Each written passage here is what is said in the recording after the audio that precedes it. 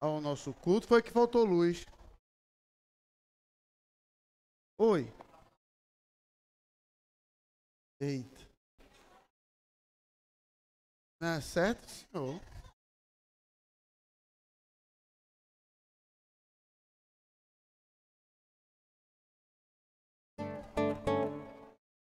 Irmãos, vamos nos assentar.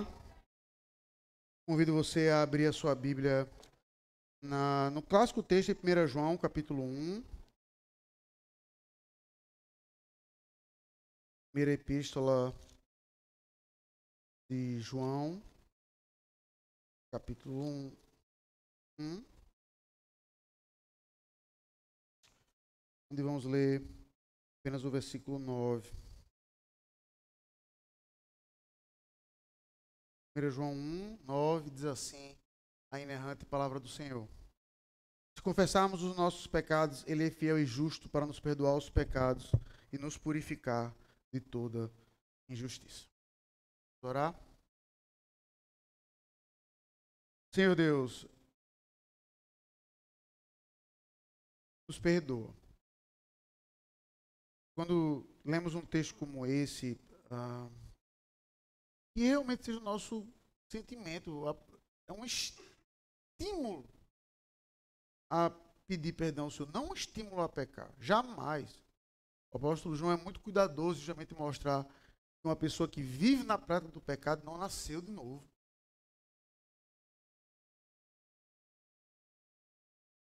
Mas é um estímulo a que quando pecarmos, quando desobedecermos a tua vontade, quando ouvirmos a voz do nosso coração e não a tua palavra,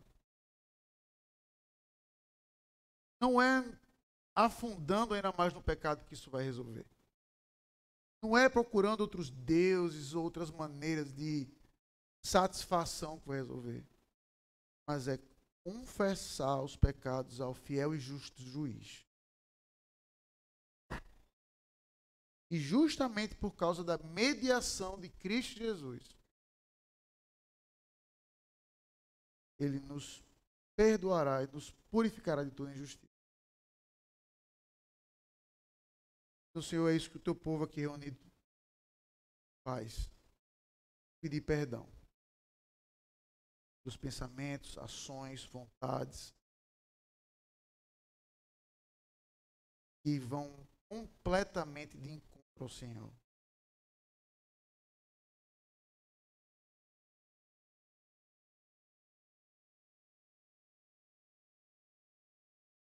Com a certeza de que nos méritos de Cristo Jesus, nossos pecados foram perdoados. Nós temos acesso ao Senhor e devemos viver em novidade de vida. Portanto, Deus, eu te peço que não nos, como Adão e Eva, como vimos retrasado, não nos escondamos do Senhor. Mas mesmo quando pecamos, iremos, infelizmente, possamos reconhecer as nossas faltas, nos arrepender dos nossos pecados, confessá-lo e em Cristo dar novidade de vida. Então, Pai, é nesse espírito que eu te peço para que esse culto, não escondidos, não com véu, mas com acesso a Ti, possamos prestar um culto pronto e sincero à Tua santa presença. Nos abençoa, Senhor, portanto, nesta manhã, tem misericórdia de nós, em Cristo que nós oramos. Irmãos, abra sua Bíblia mais uma vez, em Hebreus 11, o texto que nós lemos no final agora, né, na EBD, Hebreus 11, vamos ler do 1 ao 6. O texto de Hebreus 11 é um texto que eu tenho que tomar cuidado, porque quase todos os textos de Gênesis eu posso referendar ele, ou pelo menos até Abraão, pelo menos, na verdade, eu posso referendar a ele. Tá? Mas nesse caso em particular, o versículo 4, nós vamos estar citando ele no texto de Gênesis 4 hoje. Então, Hebreus 11, do 1 ao 6. Vamos colocar de pé, vamos ler de forma alternada.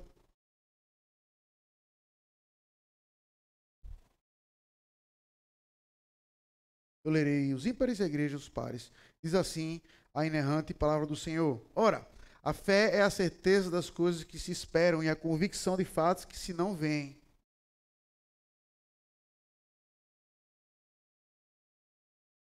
Pela fé entendemos que foi o universo formado pela palavra de Deus, de maneira que o visível veio a existir das coisas que não aparecem.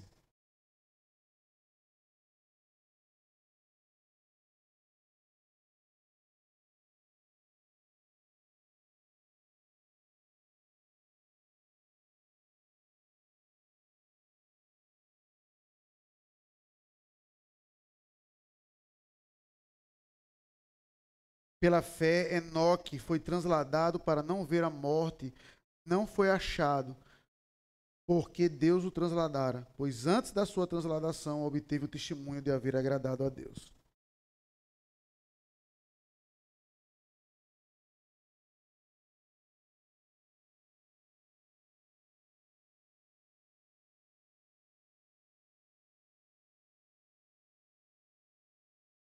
Amém. Ainda de pé, vamos entoar um hino que está em nosso boletim. O hino, Salmo 143, perdão, Salmo 143.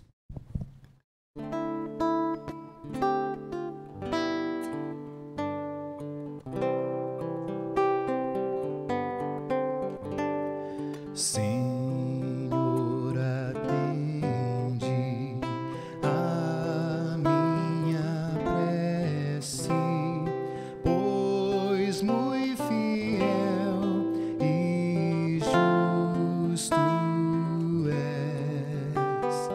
Em julgamento não me enfrentes, pois justo não há um sequer. Porque me amas, dá cabo deles, dos inimigos, ó Senhor. Destrói a todos que me atribulam, porque teu servo sou, Senhor. Ele pode se sentar?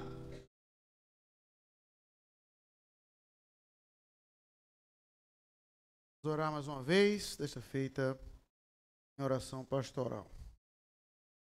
Senhor Deus, mais uma vez em tua santa, bondosa presença, nesse momento eu quero te pedir pela nossa igreja, particularmente por esse próximo mês em que vamos estar nos preparando para a eleição de presbítero e de diáconos.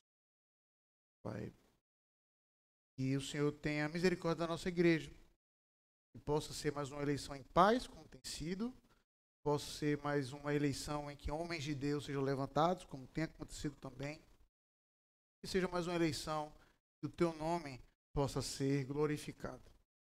Pai, então, levanta homens sérios, comprometidos com tua causa, exemplo e padrão dos fiéis,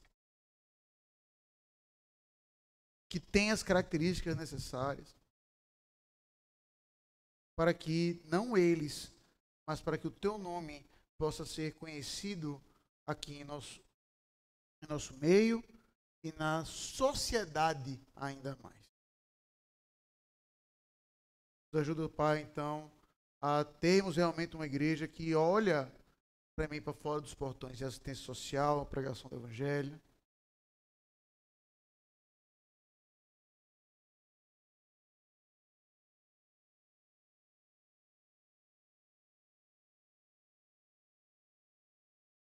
E que eu te peço, para que a igreja do Jockey possa ser referência no nosso meio.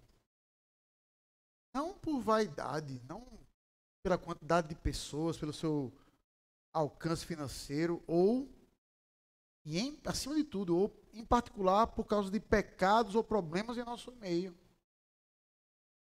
Mas para que a igreja do Jockey possa ser referência, porque tem homens e mulheres de Deus aqui no meio, disposta a ser padrão dos fiéis em todos os lugares, para fazer o teu nome conhecido em todos os lugares.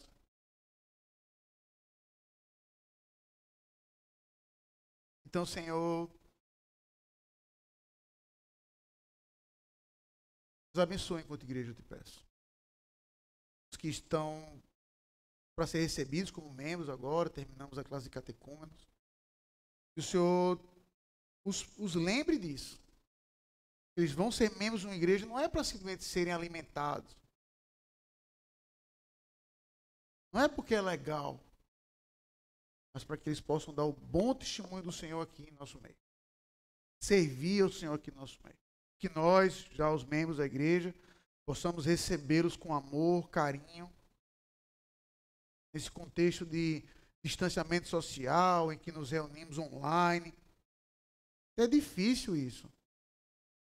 Mas que possamos realmente vencer os obstáculos, nos aproximar dessas pessoas, mostrar que elas são bem-vindas, mostrar o nosso amor para com elas pelo simples fato de que o que nos une é o precioso e santo sangue do Senhor Jesus Cristo.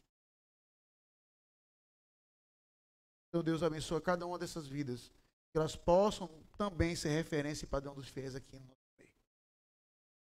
Quero, Deus, te pedir pelos enfermos, ó Pai da nossa igreja, lembra aqui do Miguel, Pai que estava no hospital até ontem com Covid, que o Senhor tenha misericórdia da sua vida, ó Pai que o Senhor o cure, tenha misericórdia dele, da Ju, da Natália, da Mari, que até agora tem sido diagnosticado como negativo, te imploro, ó Pai, que assim possa permanecer.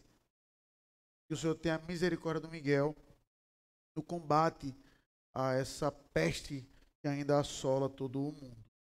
Ó Pai, então, tem misericórdia dele, dos demais enfermos também, do Elielton na sua luta com a radioterapia, continua a ter misericórdia dele, Senhor, eu te peço.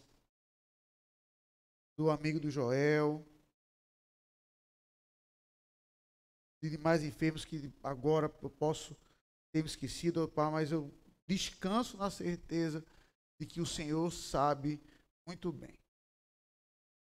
Pai, que nós, enquanto igreja, possamos ser instrumentos nas tuas mãos e lembrá-los dessa verdade também. Então, Deus, tem misericórdia de nós, desde já abre o nosso entendimento para ouvirmos a tua voz na tua palavra. Em Cristo que nós oramos. Amém. Irmãos, abra sua Bíblia em Gênesis 4.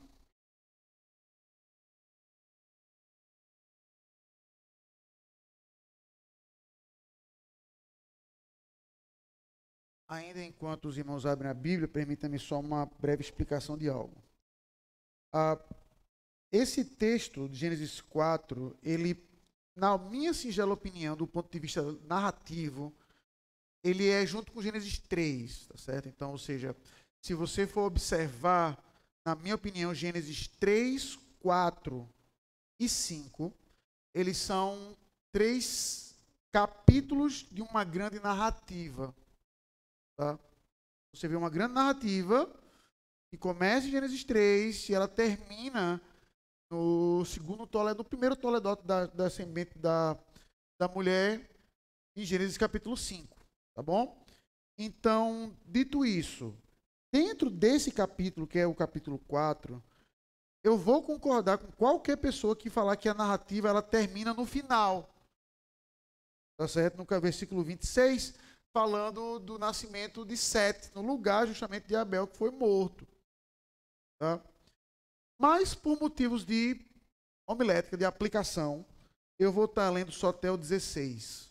Tá bom? Então, nós vamos ler Gênesis 4, do 1 ao 16. E aí, domingo que vem, nós vamos ver do 4, do 17 ao 26 e o capítulo 5. Certo? E o capítulo da genealogia. Então, nós vamos ver do próximo domingo 2 genealogias. Tá? E é um texto da Bíblia que eu confesso que eu estou empolgado para pregar, porque é aquele texto bíblico que naturalmente você pula na sua leitura, né? Fulano gerou fulano, teve 900 anos, teve filho e filha, eu sei, eita, já sei a sequência.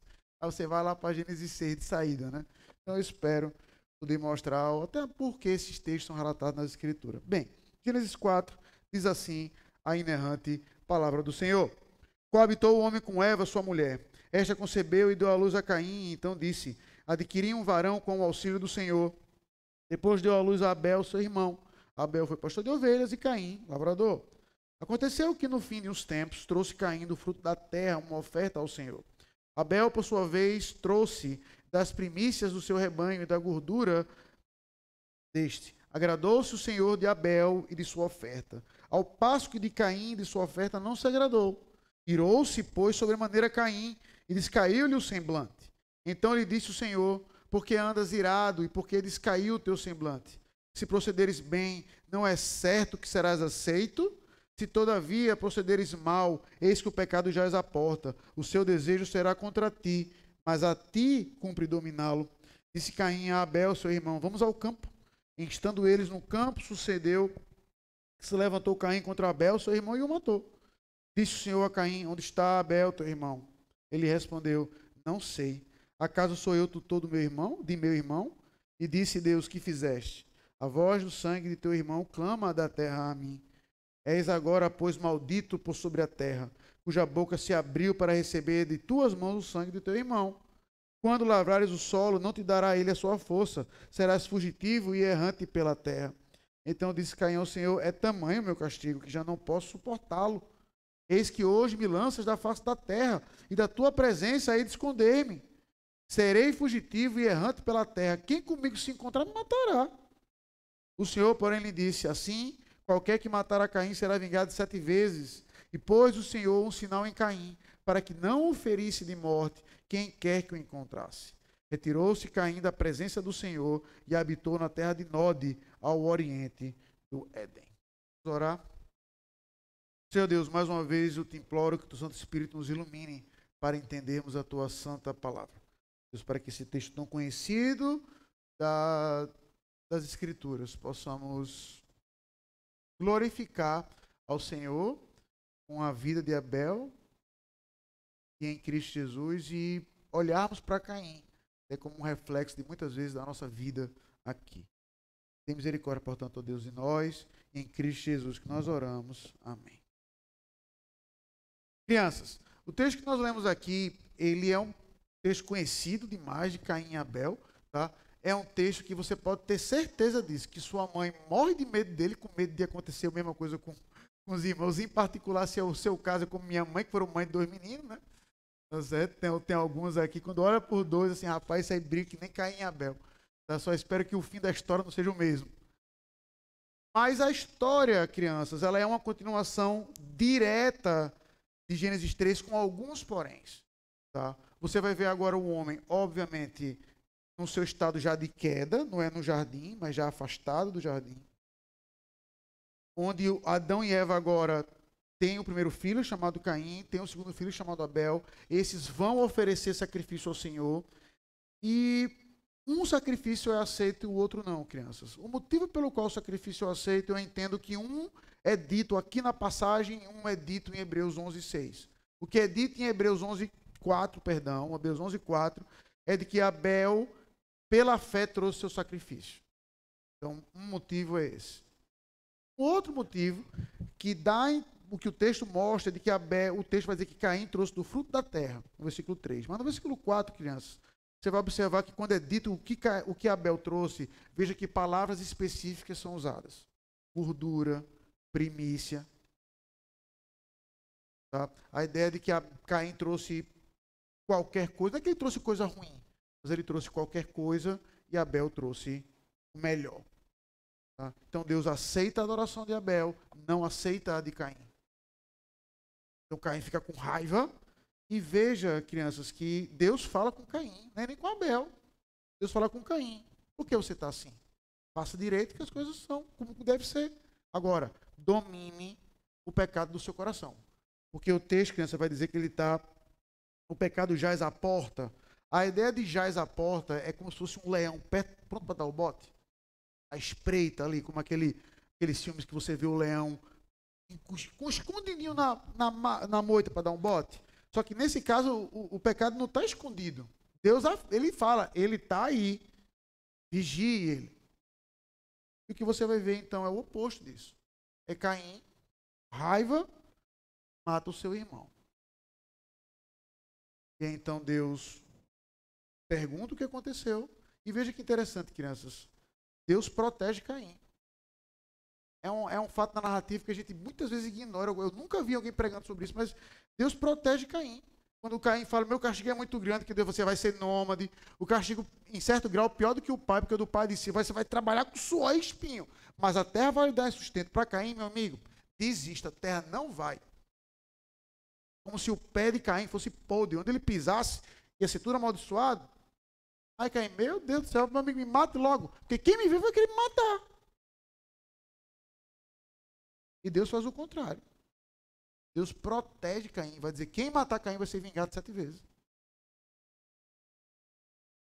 Demonstrando até graça, misericórdia, para quem não merecia.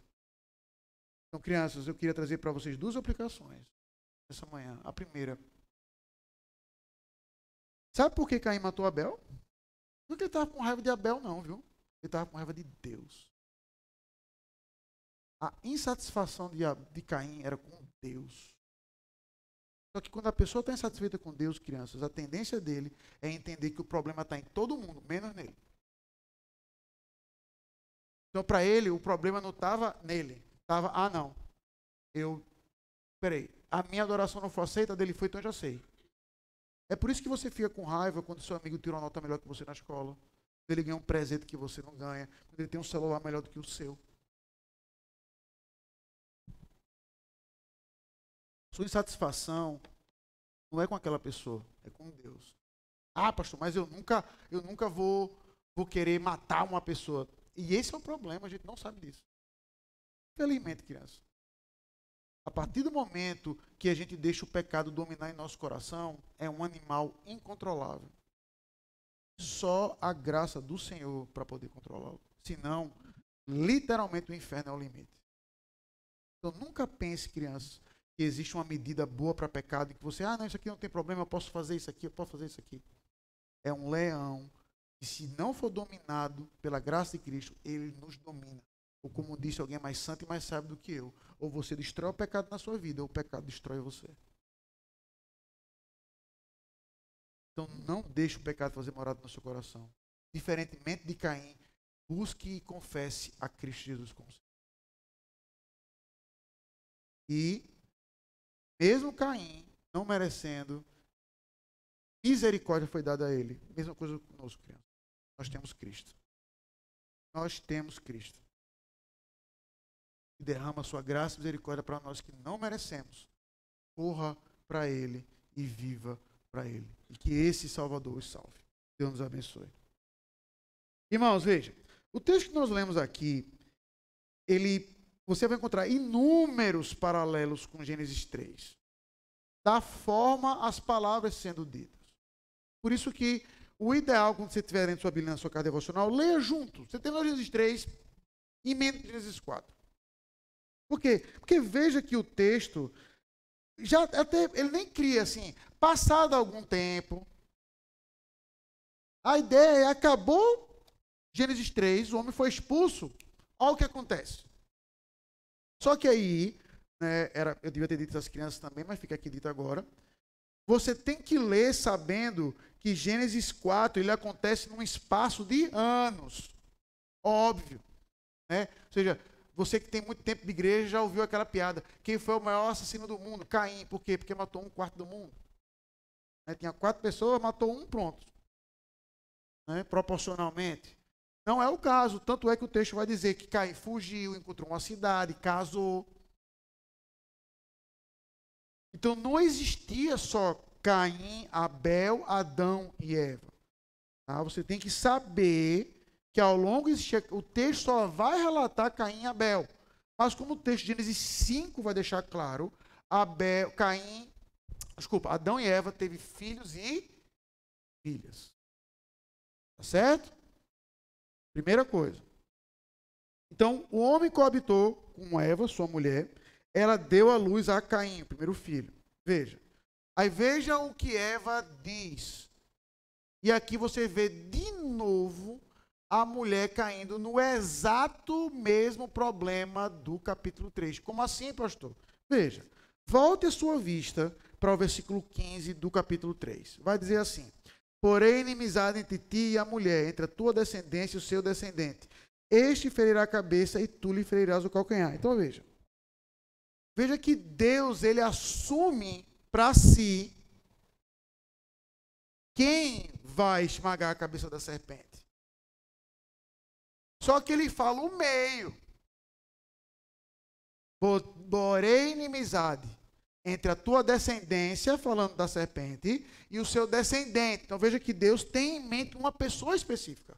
Ele fala descendência para a serpente, mas descendente quando fala da mulher.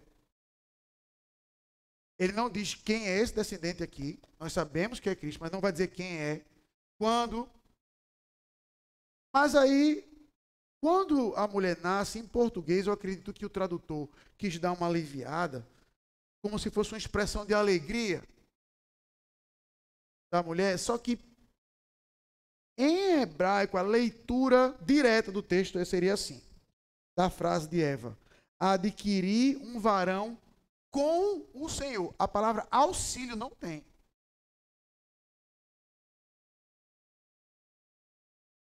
Adquirir um varão com o Senhor. Aí, pastor, porque o senhor está fazendo referência a Gênesis 3 nesse particular? Porque veja que Deus é que disse, eu vou mandar o descendente. E veja que Eva já se coloca num papel sinérgico, né? De sinergia, de trabalho conjunto. Ó, eu e o Senhor aqui. E aí isso já deveria ser o alerta assim, rapaz, não vai dar certo.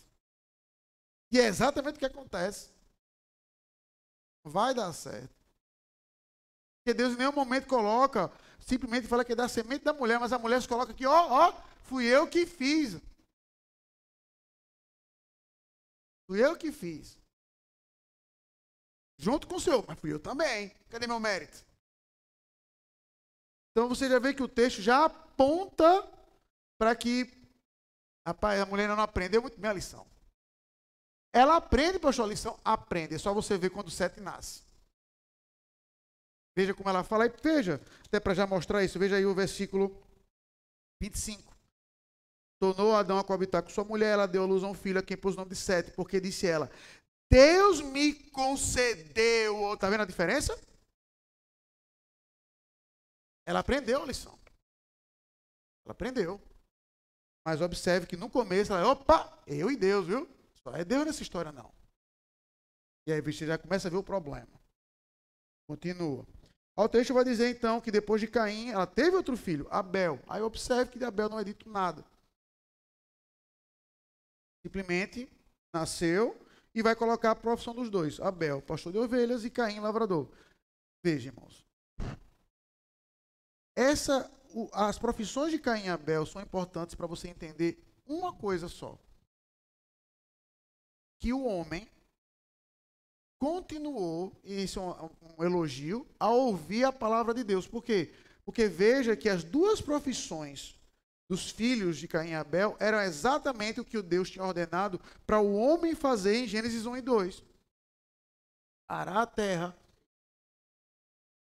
sujeitar a terra e os animais. Aí você vê justamente os dois filhos de Adão fazendo exatamente aquilo que Deus ordenou a Adão. Sujeitar os animais e a terra. Então isso é uma maneira do próprio texto lhe mostrar que Adão estava, na minha opinião, arrependido e seguindo a palavra do Senhor, como eu preguei em Gênesis 3. Ele ouviu a palavra do Senhor depois. Nas profissões dos filhos, você vê, deve estar aqui. Tá? E aí então, no versículo 3 vai dizer: aconteceu que no fim de uns tempos trouxe caindo o fruto da terra uma oferta ao Senhor. Abel, por sua vez, trouxe das primícias do seu rebanho e da gordura. Veja. O texto de Gênesis 1 e 2, em nenhum momento pontua-se sacrifício. O texto, não, até o versículo 3, não vai dizer Deus, olha, façam sacrifícios para mim. Não tem. A instituição do sacrifício, ela acontece, de fato, só com Moisés mais à frente, mas você vê isso sendo uma prática até com Abraão e por aí vai.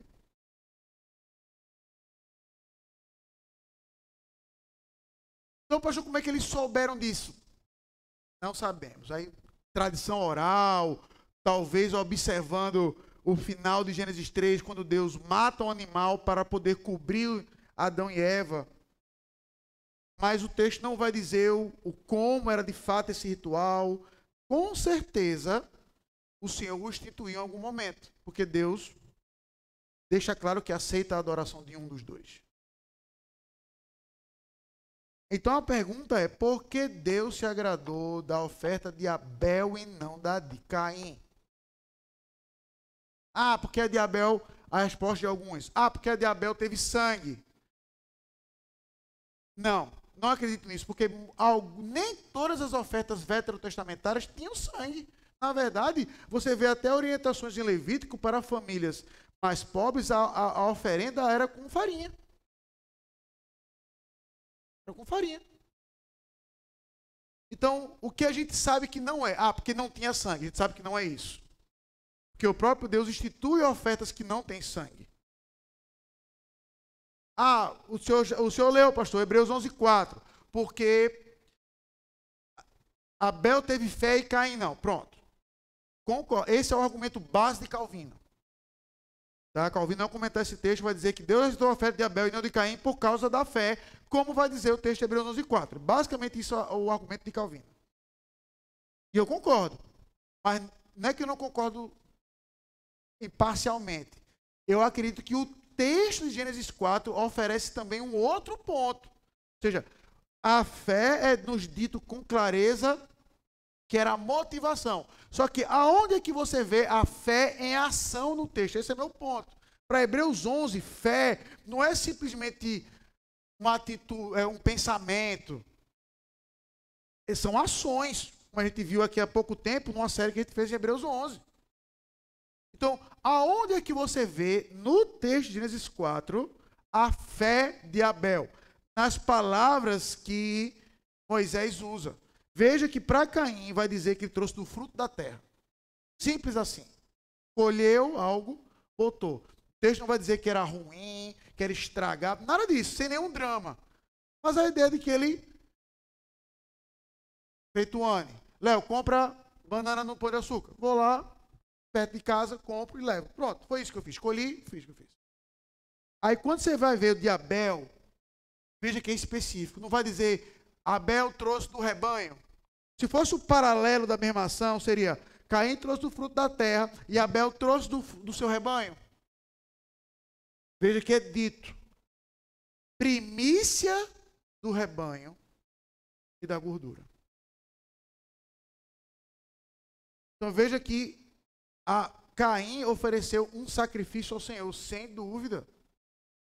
Abel ofereceu o melhor sacrifício ao Senhor. Ele ofereceu o que ele tinha de melhor. Ele não ofereceu uma ovelha, mas a primícia. Ele não ofereceu assim no bolo. Pegou a melhor parte, está aqui. Algo pensado, cuidadoso, para aquele que merece todas as coisas. Então, para mim, no texto, é a maneira de você evidenciar a fé de Abel.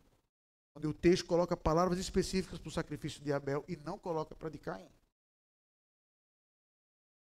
E aí o texto, no versículo 4, vai dizer então que Deus se agrada de um e não se agrada de outro. Como isso se deu, pastor? Não sei. Se eu for olhar os sacrifícios da Bíblia como referência, provavelmente um símbolo de fumaça, porque o sacrifício sempre é a ideia do cheiro do queimado, é agradável, como se fosse um incenso ao Senhor. Então, talvez a de Abel tenha sido consumido com uma fumaça maior, ou o próprio Deus disse, gostei dessa, não gostei da outra. O texto não vai dizer qual foi o sinal claro para dizer que Deus se agradou de uma e não de outra, mas sabemos de quem ele se agradou. E aí Caim automaticamente fica com raiva. Só que esse é o ponto, irmãos. Às vezes a gente quer olhar para alguns textos bíblicos e a gente quer romantizar eles, sabe? Ah, o texto aqui é muito direto. Não, a gente tem que criar aqui uma narrativa, tem que colocar uns motivos a mais para deixar a história mais bonita. Que se eu perguntasse antes dessa pregação qualquer pessoa aqui, por que Caim matou Abel? A pessoa dizer, inveja. Não tem isso no texto. Em zero momento. Na verdade, o texto em nenhum momento vai dizer que Caim tinha raiva de Abel. Olhe com atenção. Versículo 5. Ao passo que de Caim de sua oferta não se agradou, irou-se, pois, sobremaneira Caim. Com quê? Aí você tem que ligar com o sujeito que é dito. Ele não se irou com Abel. Ele se irou com Deus não ter aceito a sua oferta. A ira de Caim, no primeiro momento, não era para com Abel, era para com Deus. Por que Deus não aceitou minha oferta? Conversa. E automaticamente aquilo é visível. Não foi uma coisa que Deus precisou usar da sua onisciência para saber que ele estava com raiva. Usando de um antropomorfismo aqui, Deus usou de sua visão. Deus olhou e disse, olha para aí. E aqui, irmãos, vejam.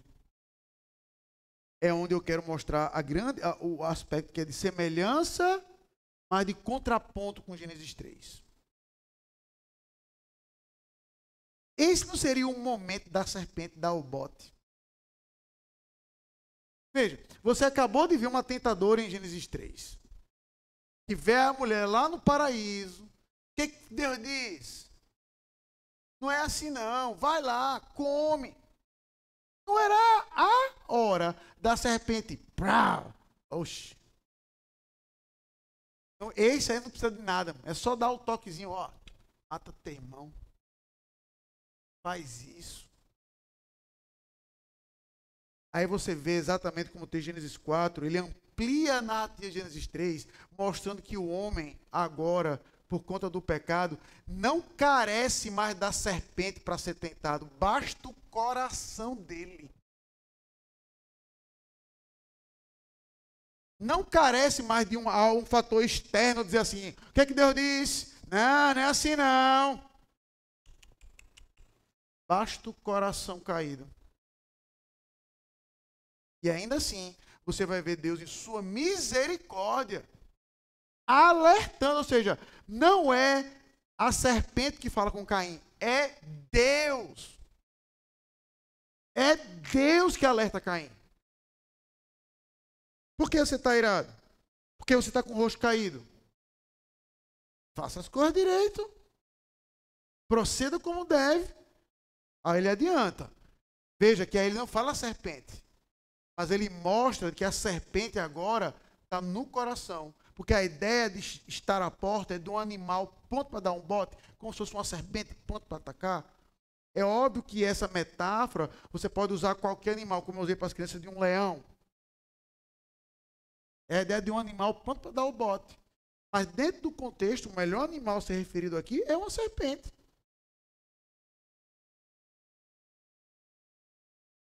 Eis que, ó, está aí, pronto. Domine sobre isso. Não deixe ele dominar sobre você. Ao contrário, domine sobre isso. Então veja que Deus, em sua graça e misericórdia, ele não se agrada da oferta de Caim, mas ele não pune Caim. Ele não pune Caim. Não é dito uma maldição, como acontece em Gênesis 3. Ao contrário, é dado um alerta. O tentador no seu coração, o seu coração está ali tentando, está pronto para dar o bote e acabar com a sua vida. Domine isso. Faça o que é certo. Mas Caim não escuta como Eva, como Adão, não escuta a voz de Deus. O que ele faz? Chama o irmão, vai para o campo comigo e mata ele. Veja que o texto não vai dizer por ciúme, por inveja. Em nenhum momento. Foi simplesmente Caim. Peraí, Deus se agradou da minha oferta? Não. Se agradou de quem? Do meu irmão. Então resolve o problema comum. Eu mato. Já que eu não posso ter algo, ele também não tem. Eu vou matar ele. Acabou. Resolve o problema. O problema não sou eu. O problema é que Deus se agradou de eu, então pronto. Então mata aqui, Deus vai ter que se virar comigo.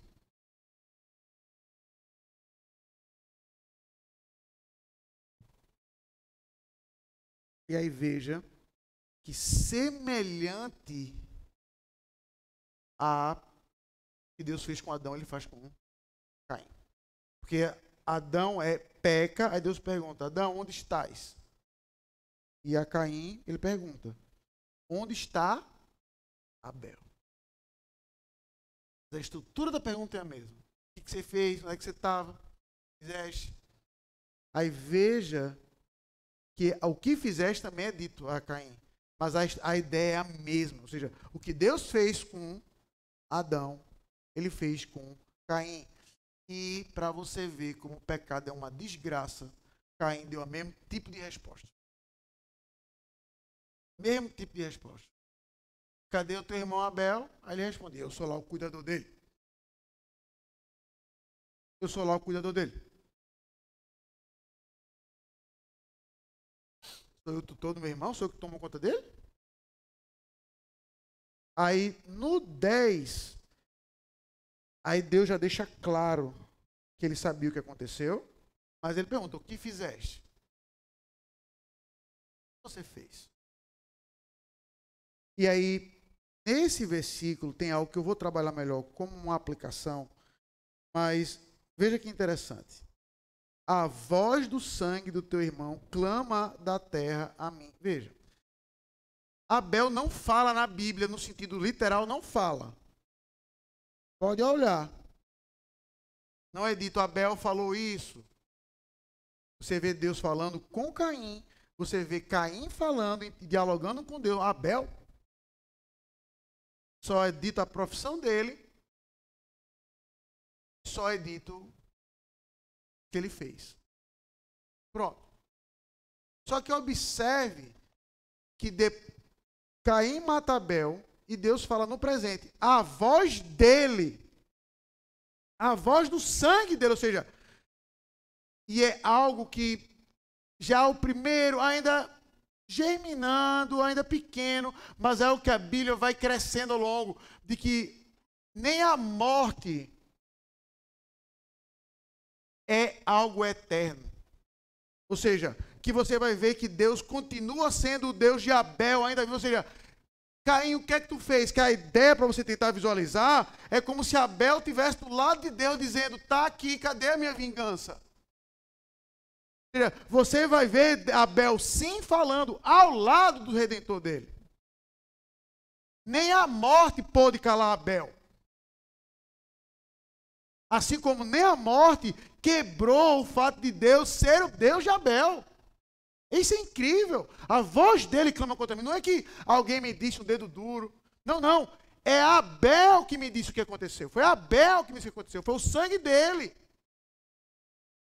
A voz dele foi a que eu ouvi. É incrível isso. E aí então, perguntado o que fez, e Caim, ao invés de ter aprendido, né, com o erro do seu pai, ao invés de ter aprendido lá, diz assim, rapaz, eu tenho que confessar o meu pecado. Quando a gente lê 1 João 9, ele não falou nada. Veja que ele não confessou que matou Abel. Quem fez? Sou lá o tutor dele, onde é que ele está? Sou lá o tutor dele. Quem fez? O sangue dele clama contra mim, Caim lá. Dando uma daquele advogado da escolha do professor Raimundo, tem foto? Tem documento? Cadê a arma do crime? Você tem digital?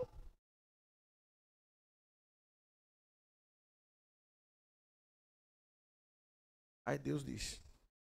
Aí veja que assim como em Gênesis 3, por isso eu falei as semelhanças, a maldição cai sobre ele.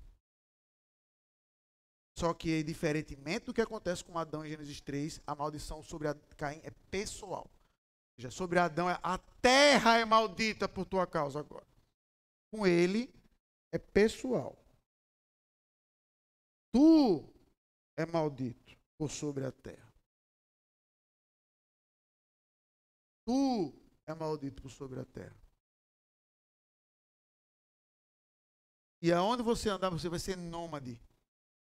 Por onde você andar, a terra não vai dar fruto. Ou seja, ia ser um claro sinal de maldição. Meu amigo, o que esse cara faz que nada dá certo? Ele não consegue plantar uma batata, um arroz. E aí você não tem dúvida que ele era capaz disso, porque o texto vai dizer exatamente sua profissão, que era lavrador, e foi o tipo de oferta que ele deu. Não era inabilidade.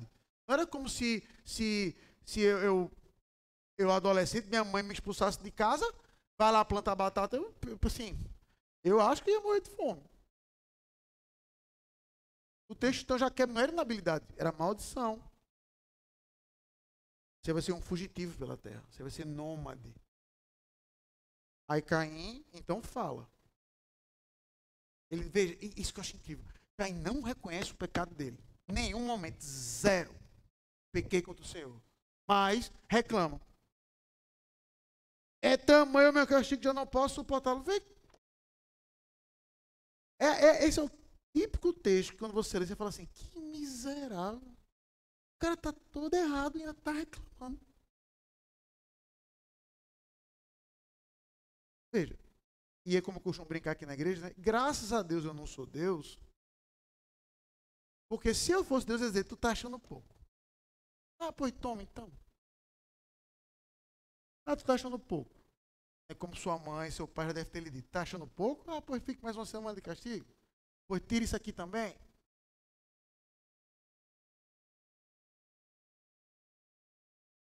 Deus escuta o clamor de Caim. Eu vou ser perseguido, quem veio querer me matar. Ele fala isso no 14. Quem me lançar, vou ver como fugitivo, mas quem me vê vai querer me matar. Ai, Deus. O Senhor, porém, lhe disse, assim, qualquer que matar a Caim será vingado 7 vezes.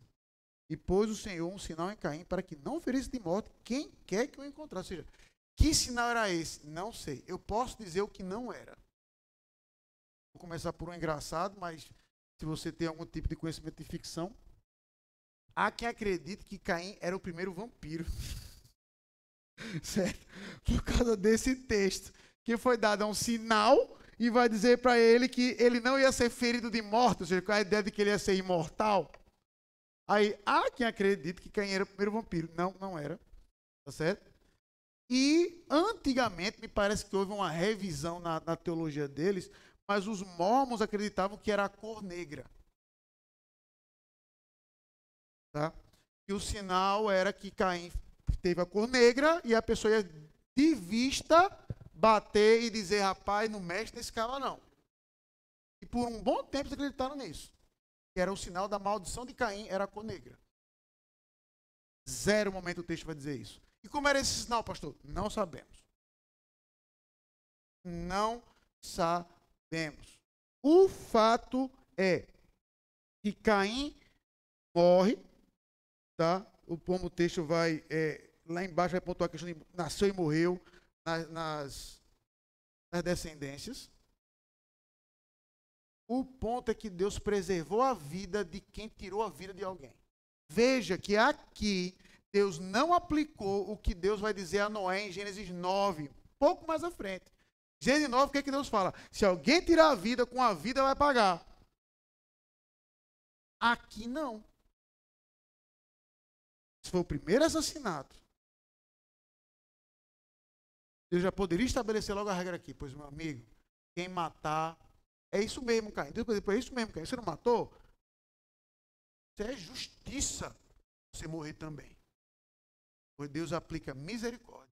Se quem matar você, vai ser vingado 7 vezes. Então, Caim, ao fim do texto, o homem que teve sua adoração recusada, o homem que se irou insatisfeito com Deus, que por conta disso matou o seu irmão, no fim dessa parte da narrativa, ele é alvo da misericórdia de Deus. Deus o preserva com vida. Pastor, o senhor está dizendo que Caim é salvo? Não. Até porque ficar claro, isso eu vou trabalhar melhor no próximo sermão, que ele era da descendência da serpente. Mas ele é alvo da misericórdia de Deus. Isso é. A justiça seria, como o próprio Deus mostrou em Gênesis 9, seria ele ser morto. Mas não acontece isso. Ao contrário. Ah, poxa, mas é para aumentar a vergonha dele. Tudo bem, mas ele é alvo da misericórdia de Deus. E aí ele vai para uma cidade, uma terra chamada Nod, e habitou ali. Um detalhe interessante. Um simples ponto cardeal, mas que mostra exatamente um resumo do homem pós-queda. Observe, por gentileza, o versículo 24 do capítulo 3. Vai dizer assim: E expulso o homem, colocou querubins aonde? Ao oriente do jardim. Então veja, a ideia de que o jardim tinha uma entrada específica. Veja que Deus não cercou o jardim do Éden com querubim, não. Colocou em uma parte, ao oriente. Veja para onde Caim fugiu. Versículo 16. E habitou na terra do norte, aonde? Ao oriente. A ideia simbólica. O homem estava se afastando cada vez mais de Deus. Se o propósito de Deus era o homem viver no jardim, olha aí. Cada vez mais indo para longe. Um simples ponto cardeal, Moisés mostra isso. Cada vez mais se afastando do propósito de Deus para a vida dele. Irmãos, à luz disso, eu queria trazer algumas aplicações. A primeira. Esse texto é uma prova. A gente não pode menosprezar talvez o maior problema do ser humano ao longo de toda a sua história, que é a insatisfação com Deus.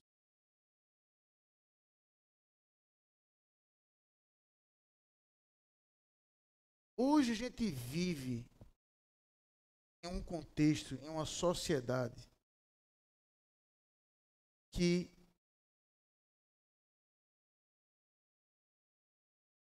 na verdade, eu vou pontuar de uma outra maneira. Eu tinha escrito algo aqui, mas vou pontuar de outra maneira na cabeça agora. Que pessoas ficam milionárias por reclamar na internet.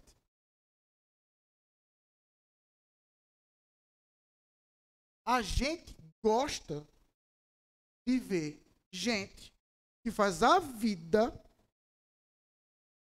reclamando. E reclamação. A gente dá dinheiro para eles, a gente dá tempo, clique. Ah, poxa, quem é que não gosta de uma treta? Mas esse é o meu ponto. E aí, olhe para a sua vida. Para a minha vida. Aí já percebeu que a gente sempre está insatisfeito. Nunca a temperatura está boa. Assim, pastor, dizer que a temperatura boa está em Teresina é golpe baixo. Eu sei. Mas nunca a temperatura está boa. Nunca a comida é suficiente. Nunca o ato do outro está muito bom. Sempre tem um problema. Sempre. Sempre. E em particular no outro. Com você, os seus erros, todos são justificáveis. Todos, sem exceção.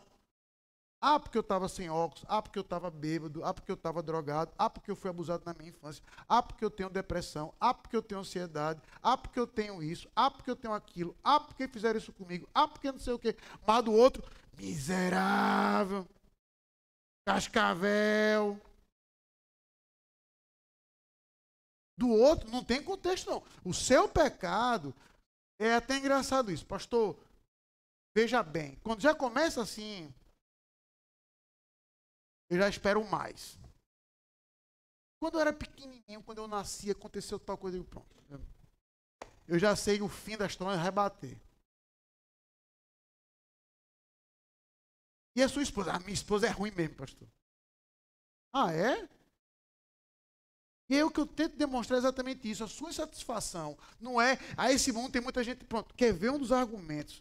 E eu confesso que eu já estou na tolerância zero. Então, se você ou algum dia falar isso perto de mim, eu vou dizer aqui publicamente, acho que você vai ouvir de mim.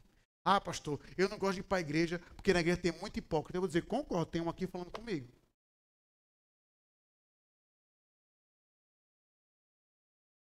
Você concorda? Não tem espaço até para você? Então tolera esse irmão também que tem o mesmo pecado que o seu. A gente nunca se vê como hipócrita. A gente nunca se vê como insatisfeito.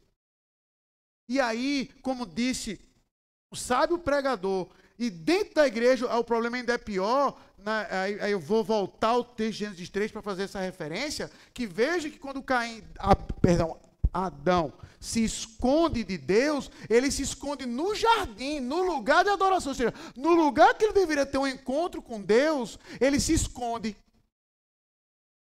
Aí quando um pregador que me fugiu o nome, gravou essa grande frase que eu espero que você nunca se esqueça. Você pode passar a sua vida toda na igreja sem ter um encontro pessoal com Deus, assim como Adão se escondeu de Deus exatamente no lugar do encontro. Você pode ter nascido na igreja, ser batizado no 8º dia, ser diácono, presbítero, pastor, e sua vida toda foi de se esconder de Deus.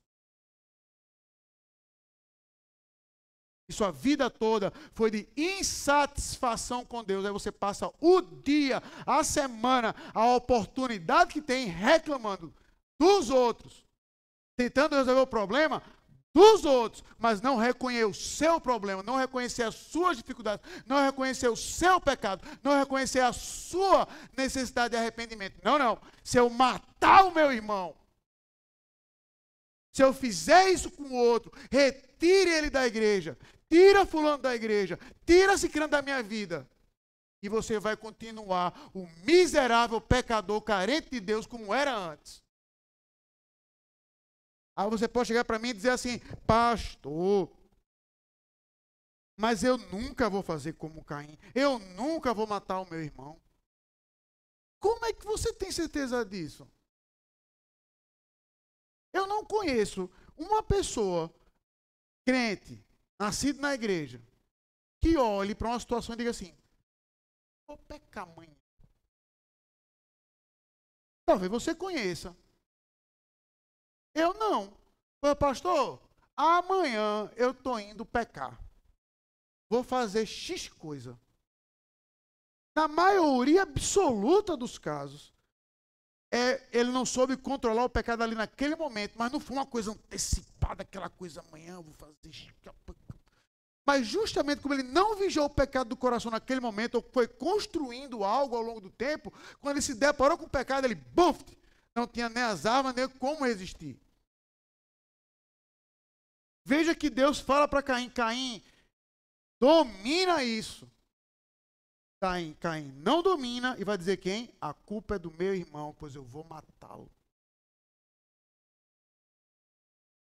Não menospreze o que o pecado pode fazer na sua vida, de você querer destruir o seu pai, de você querer destruir o seu irmão, de você querer destruir a sua família, para tentar manter a sua honra e integridade, ou por qualquer outro motivo.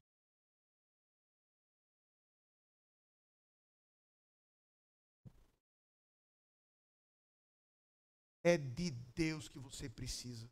É de Deus que está a sua insatisfação. Aí você vai tentar pontuar e cavar isso em outros. Se eu tiver mais mulheres, como foi o caso de Davi em 2 Samuel 11. Se eu tivesse mais dinheiro. Se eu não tivesse isso. Se eu não tivesse isso aqui. Caim não matou Abel por estar com raiva do seu irmão. Caim matou Abel porque ele estava com raiva de Deus. Ele falhou em cumprir algo que 1 João vai dizer com todas as letras. Como é que você diz que ama o próximo se você não ama a Deus que você vê? Se você não ama a Deus como deve, você não vai amar o seu irmão como deve. Se você falha em amar a Deus como deve, você vai falhar em amar o seu irmão. E se você falha em amar a Deus, você vai demonstrar então ódio para com Deus e ódio para com seu irmão, ódio para com as pessoas que estão ao seu lado. Ele é o problema e não eu. E não eu. E é interessante que justamente o apóstolo João, em 1 João, ele vai citar esse caso, justamente em 1 João capítulo 3, para dizer, por que Caim matou Abel? Porque a obra de Abel era boa e a de Caim era ruim, vai ter mais simples ainda. O mundo odeia isso. E vai querer acabar. Porque não é com Deus que é o problema deles. Eles vão querer destruir a gente. Não é à toa que hoje o mal do mundo é o cristianismo, são os evangélicos. São os evangélicos. Só que é por isso que eu quero colocar para nós evangélicos, que por muitas vezes nós damos razão ao ataque do mundo. Infelizmente. Infelizmente. Como um povo que reclama o tempo todo, insatisfeito o tempo todo, sem esperança para viver, sempre desanimado, sempre mal-humorados, sempre reclamando.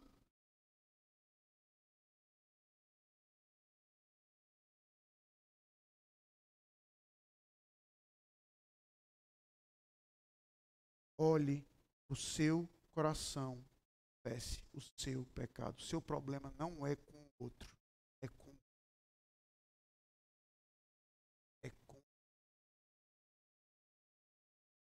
E veja que Caim procura satisfação, não é nem tentando, vou ser melhor que Abel. Ah, vou plantar a batata de ouro aqui, meu filho. Quero ver Abel topar isso. E também não seria aceito. Ele mata o irmão.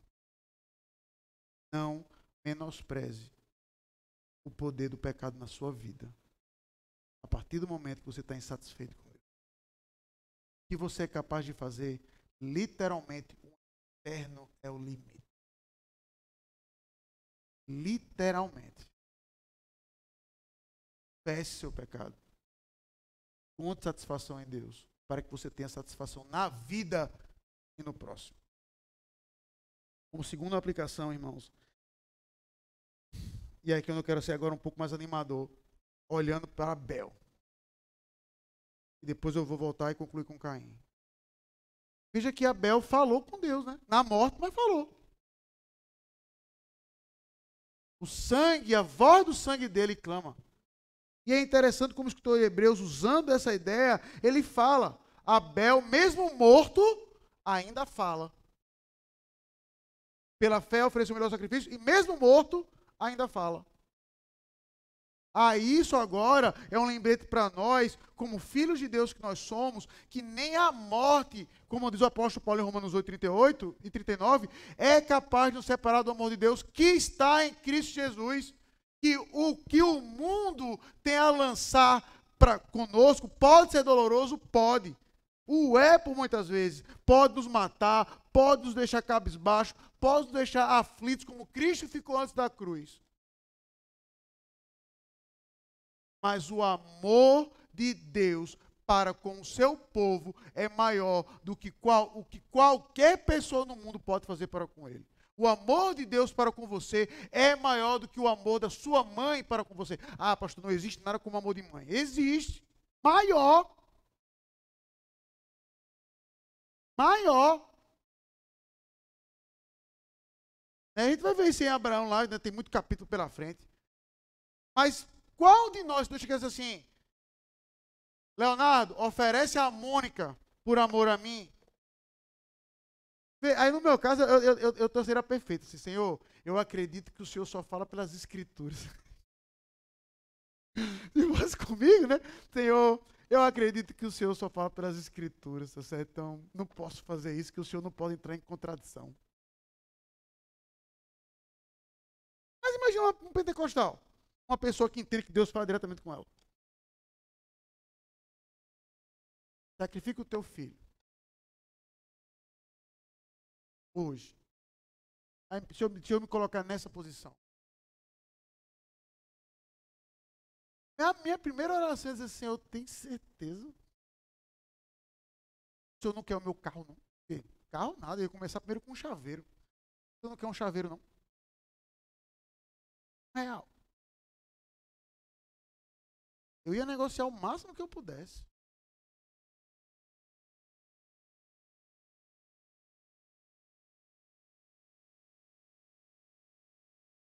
O relacionamento que Deus tem para com o seu povo é uma coisa tão íntima, tão pessoal, tão única, que a morte não acaba. A gente não para pensar nisso. Quer ver um simples ponto que a gente não para pensar nisso? Casamento. O seu casamento, meu casamento, né, como eu sempre costumo dizer, a gente já casa sabendo que vai acabar, até que a morte nos separe. Pronto. Você sabe que seu casamento vai acabar um dia. Espero que acabe dessa forma em longa velhice. Mas vai acabar. Vai acabar. Seu relacionamento com seus filhos. Seja porque um dia ele vai enterrar você, ou porque você vai, infelizmente, enterrá-lo. Seus avós. Os seus amigos de faculdade. Você já acabou inúmeros relacionamentos por qualquer motivo nesta vida. Alguns por bobagem. Você não me escolheu no time de vôlei. Corta aqui, né? Alguns por coisas sérias. Ou fatalidades. O relacionamento que você tem por causa de Cristo, nem a morte pode separá-lo. Lembre-se, portanto, que é esse mesmo relacionamento que você vai ter com o seu irmão ao longo de toda a vida. Sabe aquele irmão da igreja que você não tolera? Fulaninho naquela igreja, a má notícia, vai passar a eternidade com ele. Pastor, quer isso? Eu vou passar... Exato. Aí veja que interessante. Se a sua esposa, o seu marido, não for crente, você não vai nem mais vê-lo, mas aquele seu irmão que você não tolera, vai estar dando legal para você assim, todo dia na glória. A melhor parte, você dando legal de volta.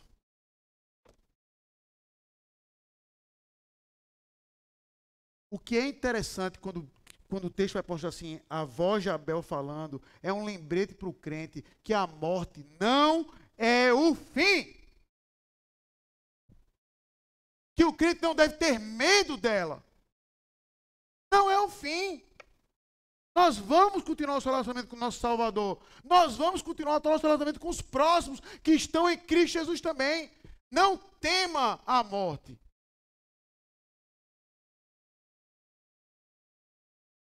Viva para o Senhor, satisfeito no Senhor, com a certeza de que não vai ser um vírus, não vai ser a morte, não vai ser nenhuma fatalidade que pode separá-lo do amor de Deus que está em Cristo Jesus nosso Senhor. E lembre-se disso quando você se relacionar com o próximo, na igreja, porque você vai se relacionar com ele mais do que você se relacionar nessa vida com sua esposa e com seus filhos. E use isso até como combustível, por exemplo, aí volto para os pais para finalizar esse segundo ponto. Até para você manter isso como perspectiva. E aí, de forma muito pessoal, eu posso dizer isso. Né? Meu pai só conheceu um neto, o Leozinho. Não conheceu a Mônica, a Patrícia, o Ezequiel, nem a Júlia. Nem a Júlia. Aí, se você qualificar, se eu pudesse pontuar assim, pastor, para que o senhor cria seus filhos? Aí, entenda bem a minha frase.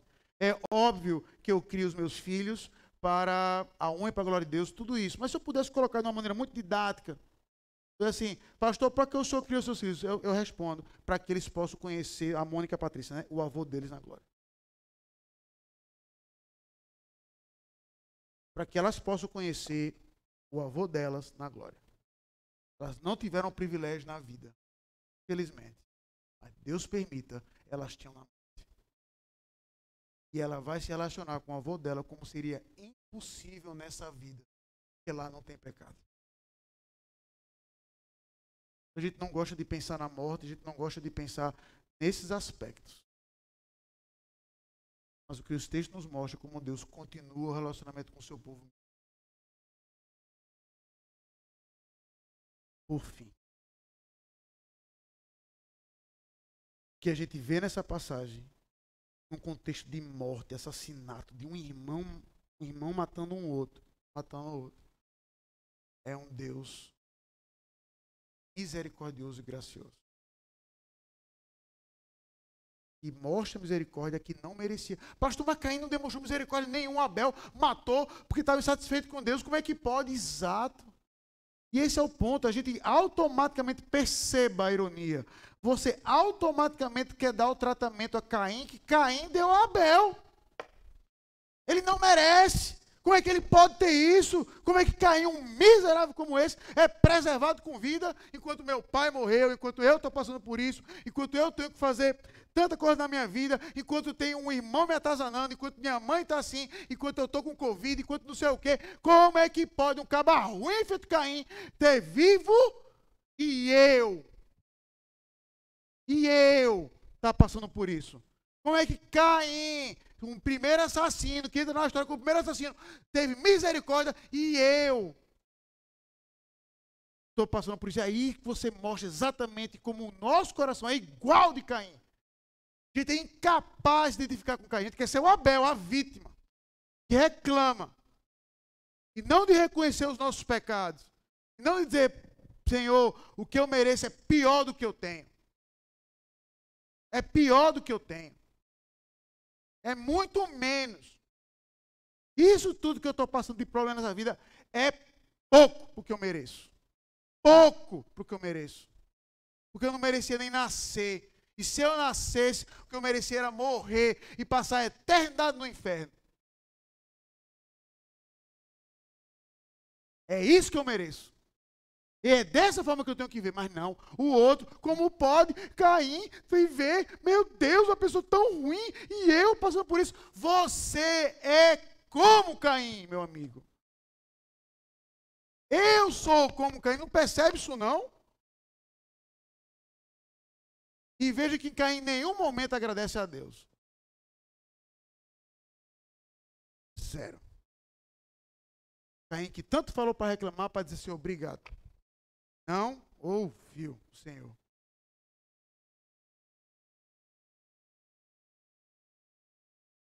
É por isso, irmãos, que a gente deve, dia e noite dia, lembrar do Evangelho de Cristo Jesus. Porque é ali que você sabe como você, um miserável como Caim, pode ser tratado e recebido como Abel na glória. É ali que você vê como o seu pecado custou a vida, não foi de um Abel, foi de Cristo. Para que você fosse tratado com graça, misericórdia e glória. O Evangelho mostra para você como você não é merecedor de nada nessa vida. Do ar que você respira, não merece.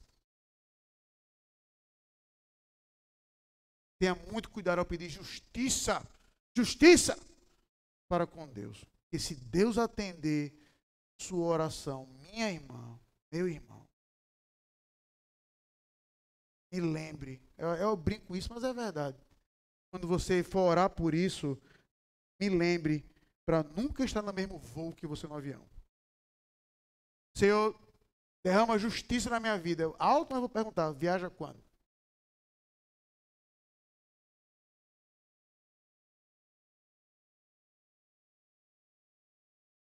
E aí quando você bater no inferno, você perguntar, por que eu estou aqui? Deus vai responder, você não pediu justiça? Então toma. Aproveite sua justiça. Você vai ter uma eternidade todinha no inferno para celebrar o que você merece. Aproveite. Agora, se estamos em Cristo, humilhados, reconhecendo os nossos pecados, reconhecendo nossas faltas, e através do que Cristo fez, satisfeito neles, a nossa vida pode ser até curta. A nossa vida pode até passar por muitos problemas. A gente vai passar por enormes provações, mas passaremos a eternidade satisfeitos com. Olhe além. Reconheça os seus pecados. Esteja satisfeito em Deus para que você possa amar o próximo como deve e não odiá-lo. Próximo e a vida. Para com a certeza que mesmo a morte mantém firmes em Cristo Jesus pelo poder do Evangelho dele. Que Deus nos abençoe. Vamos orar.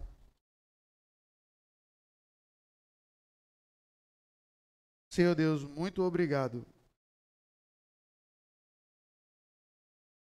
por esse texto. Texto tão conhecido.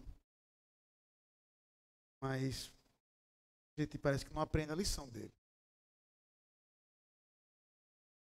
A gente olha somente para Caim como uma pessoa que matou o irmão, vai dizer, nunca vou fazer isso. Sou pacifista, nunca peguei no arma, nunca bati em ninguém. E como a gente viu hoje, o problema não foi a agressão de Caim apenas a Abel, mas a insatisfação dele como o pecado ali, já no coração do homem, não precisava mais de uma serpente.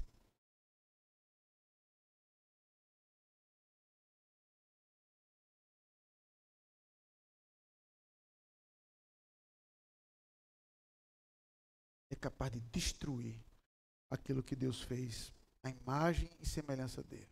Ó Senhor, como o pecado é horrível.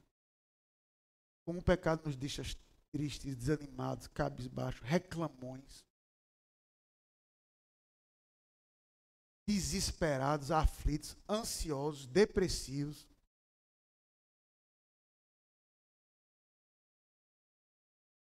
Mentirosos,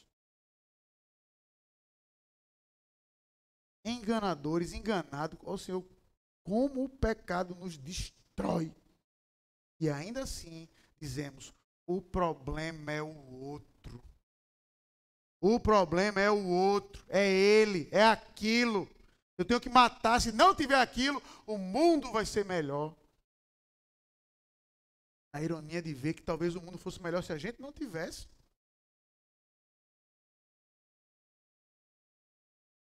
Isso eu te louvo. E diferentemente até de Caim, a qual o Senhor preservou com vida aqui. Nós temos Cristo Jesus, a qual esse mundo, por causa das nossas obras agora em Cristo, pode até nos odiar. Pode fazer como Caim. São eles o problema. Vamos acabar com eles, vamos matar eles, vamos destruir eles. Eles podem, e por muitas vezes, serão bem-sucedidos. Vão tocar fogo em igreja, vão tocar fogo em crentes, vão perseguir as famílias, vão difamá-los. Mas a voz do nosso sangue clama.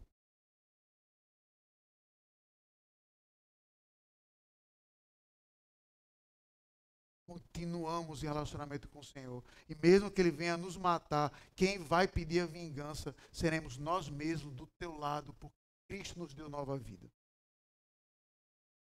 Ó Senhor, nos ajuda a meditar, portanto, no Evangelho dia e noite, noite e dia, isso que eu te peço, Senhor. Nos ajuda a jamais transformarmos o Evangelho numa arma de polarização. Mas para mostrar exatamente como eu, um miserável, depravado, pior que Caim 1000 vezes, porque Caim poderia até argumentar que não sabia de tudo isso, porque não tinha revelação. Eu tenho uma Bíblia completa na minha frente, em português, onde eu posso lê-la de noite, noite e dia. Onde eu posso conhecer ali da infinitude do teu amor, da infinitude do teu poder, da infinitude da tua graça, da infinitude da tua perfeição, do amor de Cristo, revelado na vida e na morte e na ressurreição dele, de como o meu coração é enganoso, como na minha boca é cheia de veneno. Eu posso saber disso dia e noite, mas eu ainda tenho a ousadia, a displicência, a mentira, o engano de dizer, o problema é o outro. Então, Senhor, eu te louvo, porque eu, pior que Caim 1000 vezes,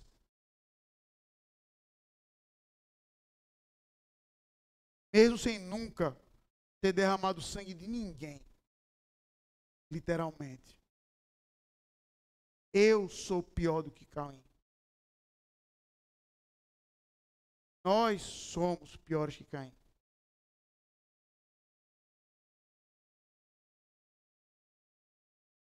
Mas, pela graça de Cristo Jesus, eu sou recebido na glória como Abel.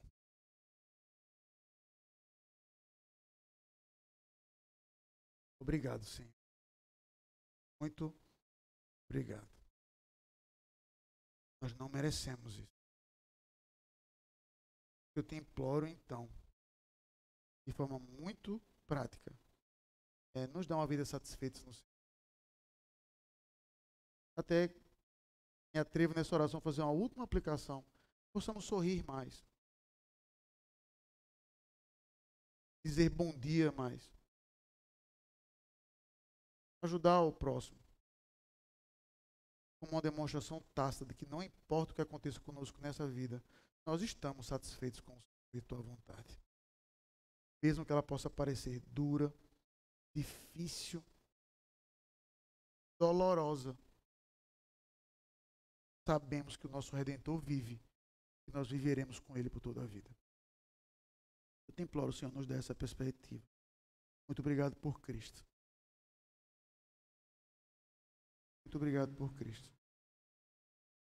Nos dá essa esperança e essa motivação. E no nome de quem eu te oro.